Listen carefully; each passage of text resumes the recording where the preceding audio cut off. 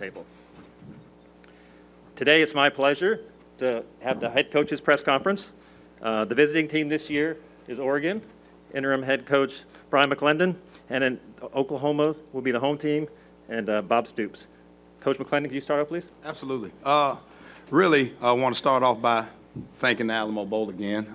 This just has been a wonderful experience for our guys, wonderful experience for the families, and I said this before, as long as those two are the case, then that makes it easy for the coaches, to be honest with you, dealing with the families and the players. And it's just, it's allowed us, especially through this time of kind of turmoil a little bit, just kind of on both ends to be able to focus on something, and that's been really really good for the guys over there. So really appreciative of that. Really appreciative of Coach. Coach has been awesome. He really has, man. He's been awesome and being and helping in any kind of way that he can. And like I said, I just just really want to cherish the experience. So I mean, our guys, we've kind of finished up the last little day of preparation as far as on the field stuff today, and that's actually what I'm sprinting over here from. But again, man, just I couldn't be more excited for the group of men that's going out there. So gives us a great challenge. Obviously, playing against an extremely good opponent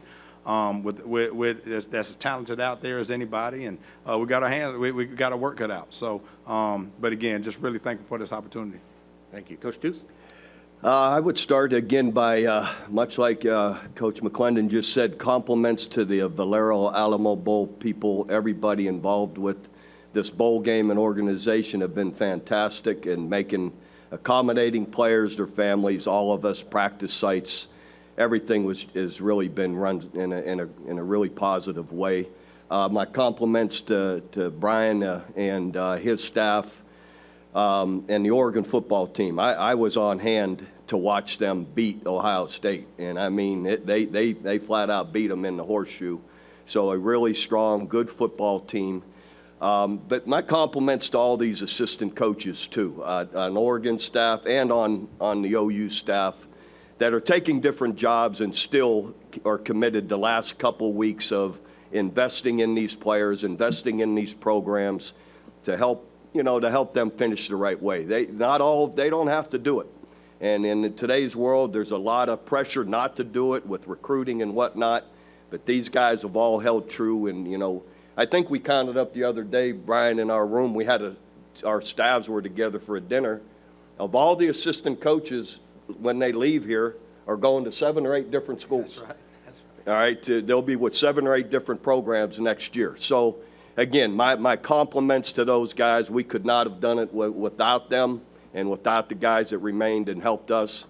So we appreciate them. And anyway, we're proud to represent the University of Oklahoma here in the Valero Alamo Bowl, and looking forward to the stiff competition here with Oregon. If you have questions, I'll wait front in the blue, and then white left, and then back. 1, 2, 3, 4. Bob, you've coached a lot of talented young quarterbacks during your career. What attributes do you consider most important for a young quarterback? And in the limited time you've had with Caleb, have you seen some of those attributes? Sure. As much as anything, great competitiveness and toughness mixed with the poise. He can't run around like a linebacker, but he can have the same kind of fire as a linebacker, and toughness, a guy that players want to work with and work for, and a leader, and a worker, and Caleb's all of those things. The players love him. He's practiced every day with energy, always ready to go, always got a bright, happy demeanor about him. So he's got the characteristics and the talent, and I just hopeful as time, as he continues to progress, he'll continue to evolve as one of those great quarterbacks. William, front, white shirt. For both coaches, please. Both teams fell short of their preseason goals, lost a couple of games. Both teams underwent a little bit of upheaval in the coaching business, obviously. I just wonder what's been the goal, the message the past few days to the players about this game, and then what's the message going into tomorrow night? Okay.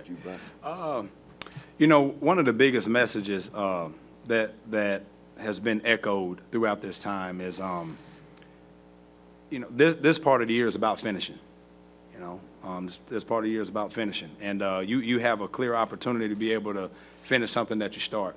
You know, goals are great. They're definitely great motivation. They're definitely a great tool to use to be able to kind of fuel different things within your program. And it does hurt at times when you don't get them, but you still have so much to play for. And when, you know, when the bowl schedule comes out and you see that you're playing the University of Oklahoma, it's not much time to sit up there and be feeling sorry for yourself. And so that has helped tremendously also, just with the competition that we're playing, the team that we're playing against, the storied history of the program.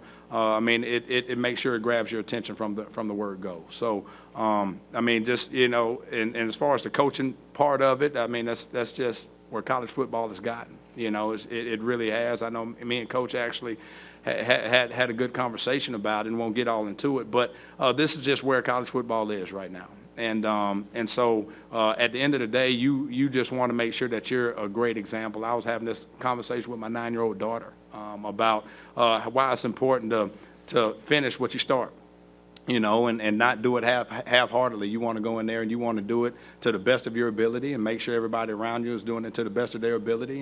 And you owe it to each other, the men that you work with and the guys that's playing for you and everybody in the program. So, you know, this.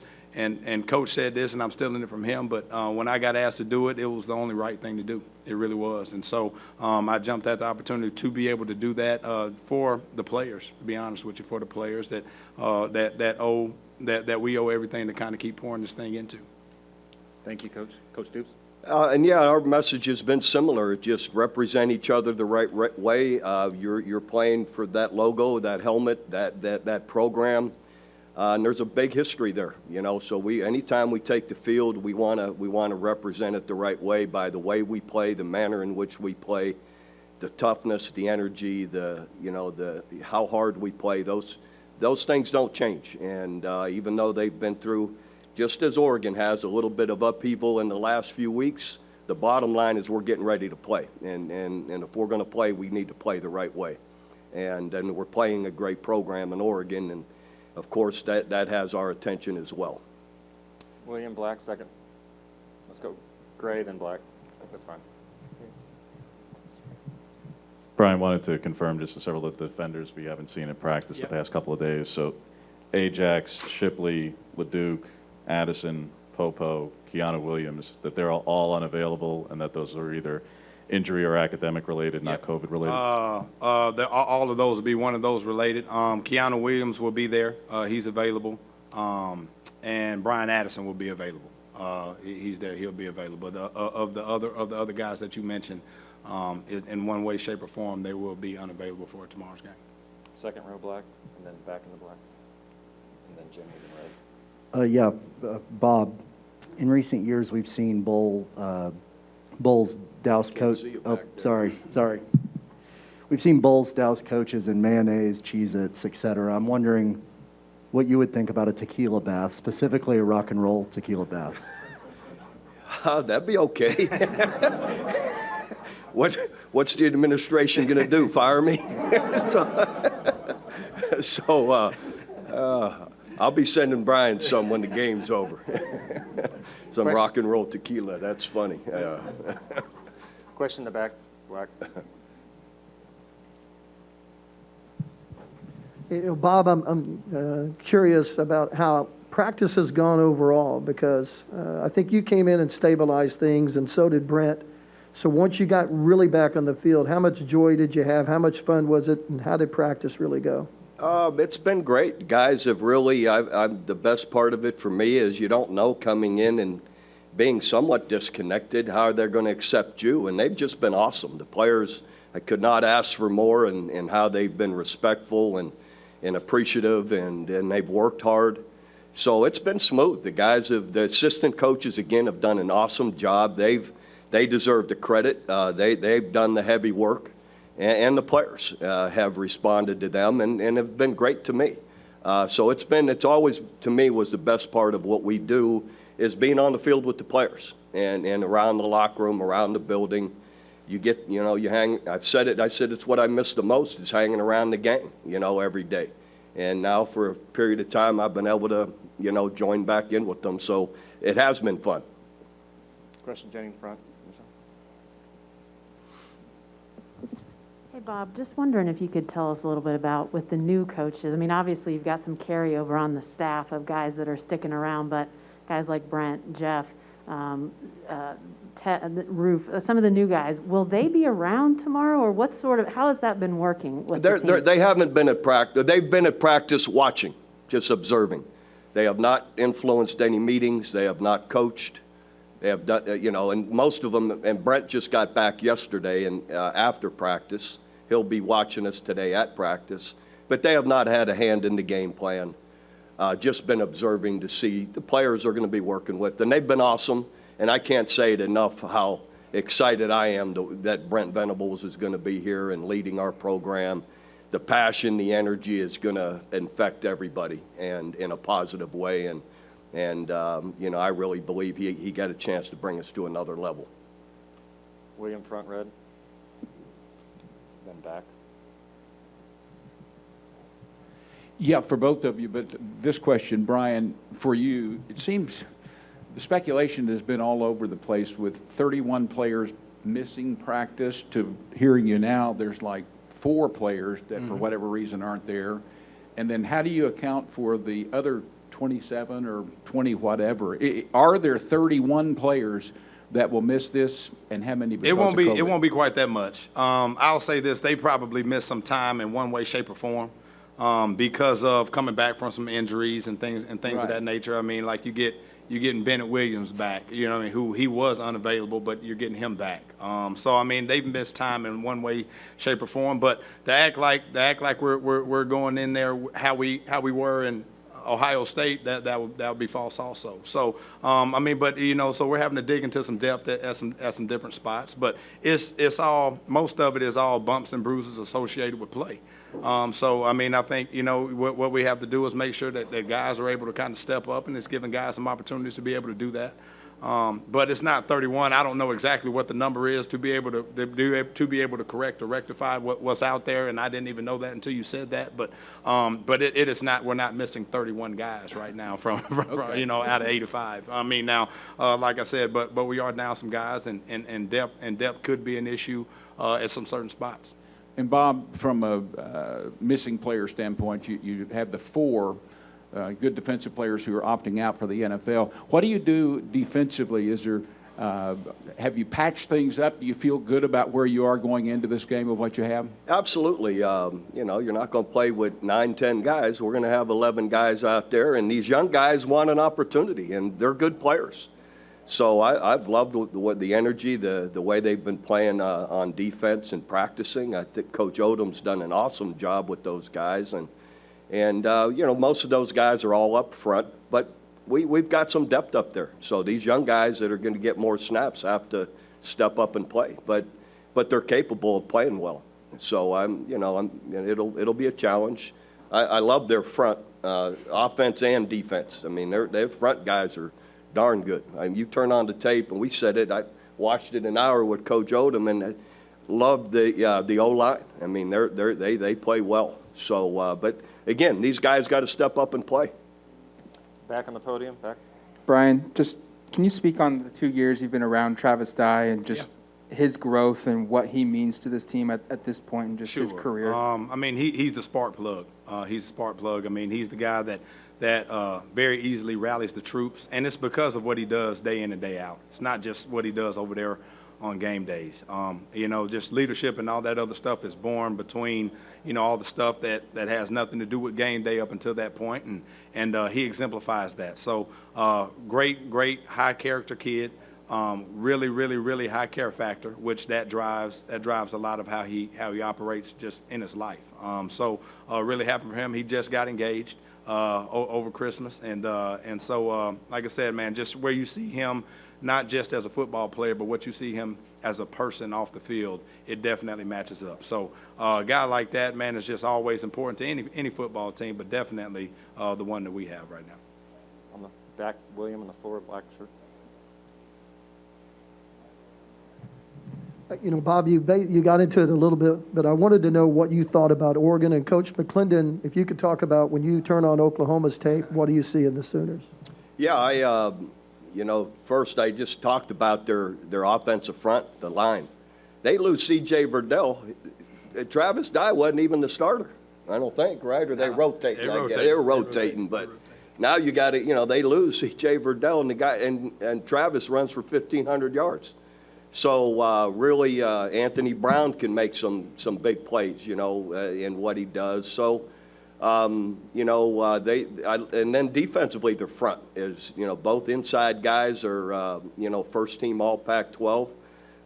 You know, I love their linebacker, Sewell, number one, a great player. And then they got all these guys in the secondary. Hopefully some of them aren't playing. I don't mean for you, but McKinley, I mean, leads the country in interceptions. Great player. You can't beat it when you have a safety that can make plays like that. So they got guys at every level that are really good football players and have played well through the year. Yeah. When you turn on first, you know, being an offensive coach, you always start, defensively, and you just see their knack for creating negative plays and getting you behind the sticks. They fly around. I mean, you know, some of those guys that, like you said, are sitting out, and I'm not too upset about that, about those decisions, to be honest with you. Wish the quarterback made the same one, but but just, you know, those guys, they're physical. How they take on blocks, how they defeat blocks, how they cancel gaps. I mean, and they have cover guys out there on the back end, you know, and that allows you to be able to do some of those things. I mean, you know, so I mean, just schematically, that's the first thing that jumps out at you is just what they do to make you play behind the sticks. I feel like it really gives those guys an advantage going into any game that they play, and then the personnel that they're doing it with. And I kind of alluded to it. I feel like they have probably the best playmaker in the country at quarterback. You know, regardless of how old or young he is. I mean, the guy I think is a phenomenal player, and you see instantly what he does to everybody on the field. I mean, he truly makes you play the entire snap of football. So whether it's on rhythm, he can make the play. Whether it's off rhythm and he has to create some stuff, he can do that as well. And just schematically what they do, they make you defend the entire length of the field. I mean, the entire width of the field, I'm sorry. So, I mean, just what they do, man, it's a challenge on both sides schematically, and then they have the talent to be able to do it. And that's what makes these guys so scary to play. Not just what I'm saying, it's just, I mean, you see it week in and week out of what they've been able to do. They truly, I mean, they do a good job. So they have great coaches, they have a good scheme, and they got really good players to go out there and be able to do it with. So, like I said, I mean, it's a challenge. It's a challenge. We have a question back, right?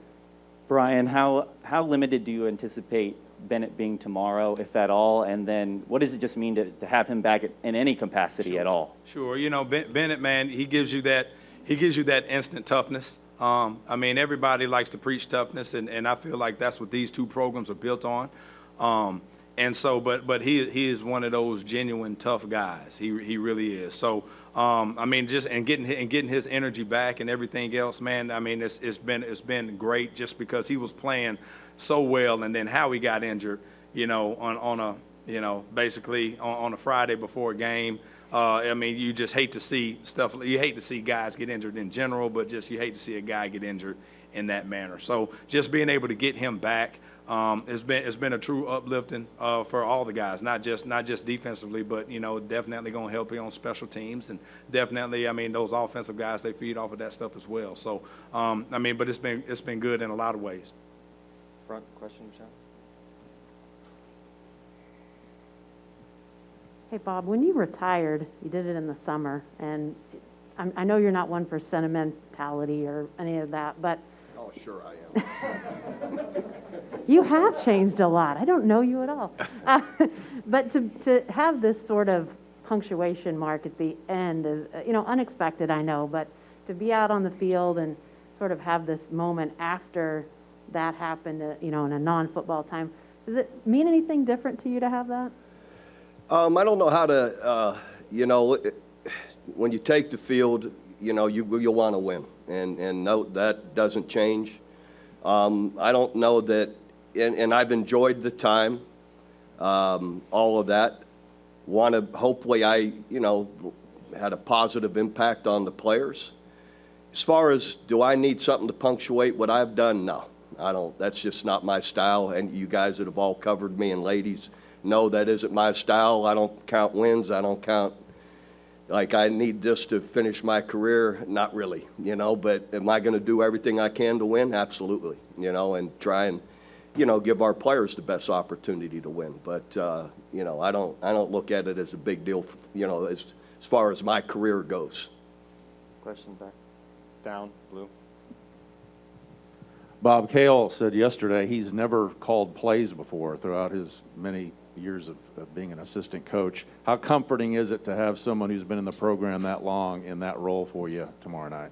Absolutely. Cale has great experience, you know, with all of our coordinators, and through the years, he's been the guy in the box with the eyes, you know, suggesting plays, or the coordinator, I'm getting ready to call whatever, and how's it look? It looks good. Go with it, you know, those kind of things. So and even though he hasn't been the one that's been coming out of, he's been the one helping the guy directly that is calling the plays. So and you know, Cale's been with us forever, you know, so you know, so he'll do a good job. I'm confident of that.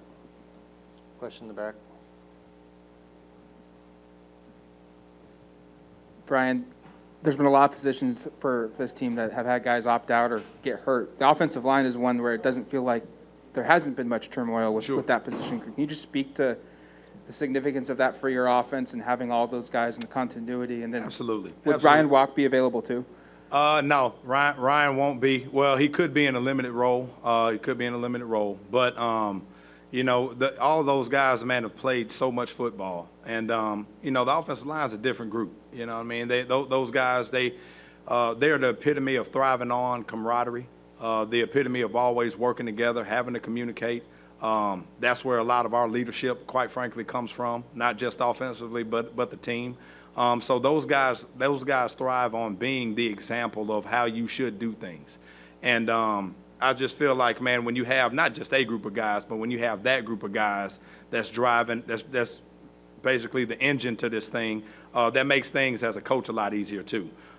You know, because a lot of teammates, they might not like it, but I don't know if many of them want to try some of those big guys over there and telling them, no, I'm not going to do it I'm not going to do the way that you guys want it done. And those guys, man, they do a great job of leading, do a great job of being the example. Not just on the field, but off the field as well. So I'm really pleased for those guys, and like I said, that makes our job as coaches a lot easier as well. Are there any final questions? Or back left? Bryan, with Troy and Dante in particular, can you speak to the development that they had this season, and from those two, since they played more than Isaiah, but if you can comment on him as well, just what do they each individually have to do to further develop next season, as you know, coming off true freshman years for next year? Well, and I kind of alluded to this before. You know, both of those guys are extremely talented guys. You know, as being their position coach, you felt really great about being able to get those guys in. The thing that I can attest to as far as these guys go, and this is not just them, but a lot of kids, man, that's in this position. You know, this was their first time playing football since being high school juniors because of COVID and their seasons and everything else getting canceled as well. So to be able to go basically from playing as a high school junior, they're playing as a college freshman, that should tell you right now on how talented these guys can be. So, I mean, just and as talented as they are, they're made of the right stuff too. They're smart, they work hard, very conscientious, and they want to be great players. So as long as they do that, I feel like all of their dreams and goals and aspirations are obtainable. And right now, that's been the case. So been really pleased with those guys throughout this bowl practice. And bowl practice, you get a chance to be able to get those extra practices in and keep developing guys. And so they've been able to do that. So I've been really proud of the work that those guys been able to put in and shoot it. But, you know, it's always a work in progress. So to answer your question, it's going to take a good off season and everything else and keep developing as far as all that stuff goes. Coaches, to conclude the press conference, could you stand up and get the picture of you guys together? Thank you so much.